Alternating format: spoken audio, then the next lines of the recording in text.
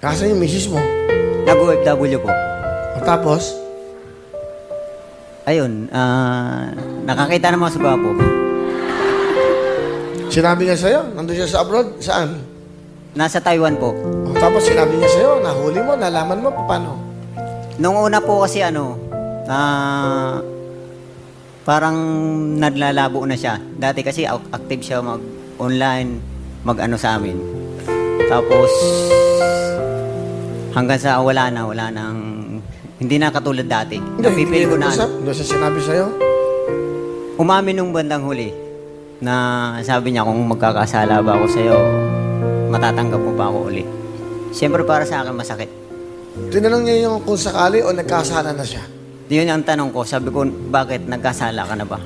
Sabi niya, hindi na siya sumagot. Tapos yun na, yung nag-umamin na siya na may karelasyon na siya. Hanggang sa pag-uwi rito, sinama sa bahay. Ha? Ano? Sinama pa sa bahay niyo? Opo. Pilipino? Pero nagpaalam po siya sa akin na bak pwedeng isama ko dyan. Kasi nga, hihiramin daw yung bunso namin. Pumayag po ako. Pumayag ka? Para sa mga bata, gusto nila makita eh. Gusto nila makita yung, anak ko. Pumayag ka? Wala naman akong magawa. Kasi talagang kahit ano bang sabihin ko, ayaw niya na eh.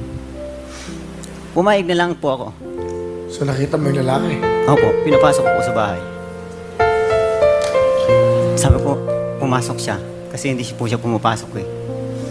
Tapos yung pinakilala po sa anak ko, masakit. Kasi nakakapanghinayang. Almost 16 years po kaming nagsama eh. Nang dahil dun sa pangarap namin. Bakit mo siya pinayagan kasi mag-abroad? Na dapat ikaw na lang ang umalis para yung mga anak mo may kalinga ng isang ina. Ayaw ko nga rin sana nung una dahil may trabaho naman kami parehas dito. Bakit? Ano? Rason niya ba't umalis siya? Siguro dahil nagtrabaho sa sa isang nagkaayaan sila. Ngayon nagpaalam sa akin ng maayos. O, nangyari na yun. Nandun sa bahay mo. Ano sabi ng lalaki? Hindi umiimik. Hinayaan ko rin lang. Kinukuha yung damit ng anak ko na bunso. Ano nararamdaman mo nun? Masakit. Kasi siyempre nakakapanghinayang. Sobrang nangihinayang. Kahit hanggang ngayon. Pero unti-unti nang Pero nakaari ngayon ko. ba may asawa ka? Wala po. Hindi ko magawang dahil yung mga anak ko, 4 nasa akin eh. Lahat ako lang tumataguyod. Eh wala naman akong construction lang ako. Minsan, kahit na lang, nagtitinda ng sa harapan ng bahay, mga merienda, nag-burger kami Yung ba mga anak mo, nag-aral? Opo, yung isa po, kakikinder lang ngayon. Yung 6 years old, yung bunso.